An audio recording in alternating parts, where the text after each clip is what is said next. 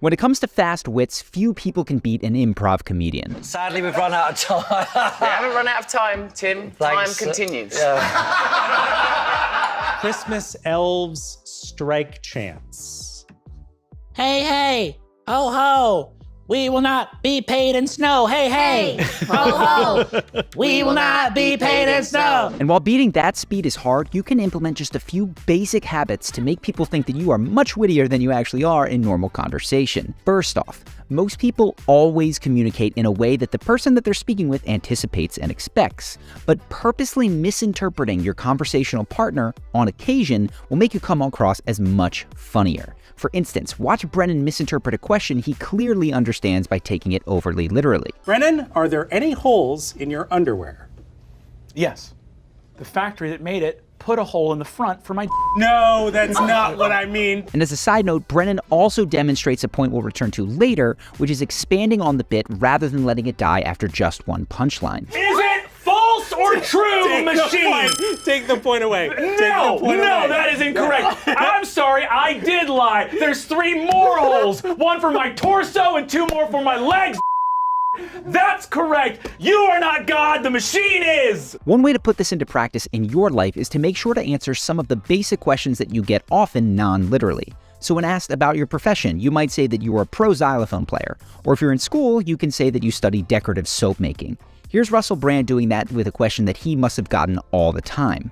Your hair is quite unusual, and in all the photographs it looks quite wild and sometimes insane. How do you get your hair to look like that? My hair's held up mostly by willpower. Willpower? Really? I just concentrate and wish it to be so. Oh, well, it's... This habit also works especially well when you're telling a story or listing something out. Most of the way through, you can switch from answering sincerely to purposely misinterpreting the question, like Tom Cruise does here when asked about what licenses he has for all the stunts that he does. How many different licenses do you have? I mean, I've airplanes, commercial license, jets, bunch of different airplanes, motorcycles, parachutes, boats. I have my real estate license. Now, when you purposely misinterpret, socially adept people will banter back, which takes us to the next point, and that is creating improv scenes. Yes, that's what comedians do on stage, but it's also what friends do when they ping-pong back and forth, imagining a fake world that makes them both laugh. Here's an example that may remind you of your own friend group. Now it feels like you're about to do an ad for like some kind of tabletop-specific, like, electrolyte infused beverage. Yeah, you gotta stay hydrated at your gaming table. That's why nerd water. Playing out these scenes is an incredibly fast way to turn an acquaintance into a friend, and the good news is that if they don't come totally natural to you, there are 3 keys that will immediately punch up your wit in these scenarios. First off, when someone cracks a joke, don't just laugh and move on. Expand on it by pretending that the joke premise is real. Watch this interaction between Conan and Russell Brand to see how Russell's expansion on Conan's premise creates a super fun moment of banter. My God, what goes on in your booth?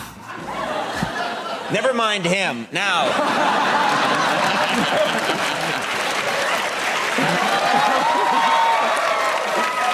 I will take you to freedom!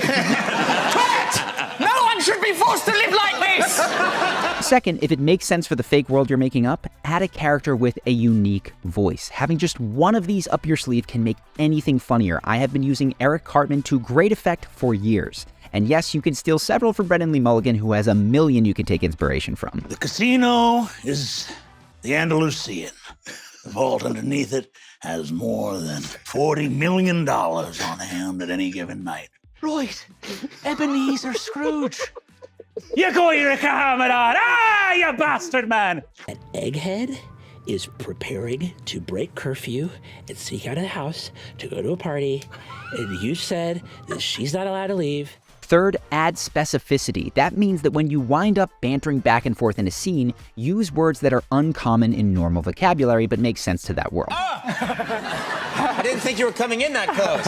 Eventually we would merge. What, you and I? Well, if we just kept moving closer and closer to each other, Andy could hug us into one glorious ectoplasm of man. This is where the biggest laughs often come in. Check out here how Brennan's use of the word hirelings does it. You know, like if you were watching Lord of the Rings and, you know, Samwise is like, I can't carry the ring, Master Frodo, but I can carry you, and like fails his strength check and like can't lift him. Go back to town and get some hirelings and they can carry you up the... hirelings. God damn it. Now, if this feels like a lot to keep track of, don't. Focus just on being playful and non-literal, and then of course adding a character with a voice, and the rest often comes naturally. Here's what this looks like when all three come together effortlessly. Something f***ed up in the fact that all the orcs are Cockney and all the elves are RP? Yeah. Yeah. Yeah, there is. You know, why can't we have some orc being like, I do say, I love to destroy the world's men. Sorry, Solomon. Sorry's on the phone. Or, and conversely, why can't we have an elf be like, look, there's a couple of things I love. I love Rivendell. I love a nice bottle of wine. Like, why not? Now, all the things that we listed will help you with your improv scenes, but to get anywhere near Brennan's level of speed and wit, you have to practice something called lowering your filter. That's when you allow yourself to speak whatever is on your mind, even if you think it's not interesting enough. And yet you still back that up by speaking clearly and confidently. For example, watch this next clip where Brennan has just discovered that the game he's playing is rigged against him. Notice how he clearly doesn't know how he's going to connect what he's saying to the final point that he makes, but he still speaks extremely powerfully without knowing where he's going. I highly recommend checking out the full clip, which I will link to in the description. And if we check my point total here, I don't need to walk to the front because I know what it is. It's a big old goose egg, gang. It's a fat 0. Hello, a little late addition to the numerical symbol chart brought to us from our friends in Arabia. A little bit of trivia that I happen to know about the history of numbers. That kind of little tidbit would serve me well in most trivia games, unless it had been rigged from the beginning. And yet, here we are. Introduced at the top of the game as a champion. What do you think that means? Icarus flying too close to the sun. But it seems Daedalus, our little master crafter over here, had some wax wings of his own, didn't he? Wanted to see his sun fall from the sky. Oh, how close to the sun he flew. Well, I'm not having it. I've solved your labyrinth, puzzle master. Now, the best way to develop the skill of lowering your filter is by joining an improv comedy class in your area. It will take just a few classes before you are in the top 1% of people comfortable speaking without knowing where you're going. You'll be able to drop your inhibitions in the way that most people require alcohol to do, which makes you appear incredibly socially confident. But for some reason, if you can't join a class, you can get practice today just by setting a specific intention to say one more sentence than you normally would in every social interaction for the rest of today. So that's one more line to the cashier, maybe commenting on the tabloids you see as you check out. And that's one more line to the person in your work elevator bank, maybe noting that you haven't seen them around before. As you build this habit of speaking with a lower filter, you will find that wittier things just pop out without you knowing where they come from, just because you're not self-censoring so ruthlessly.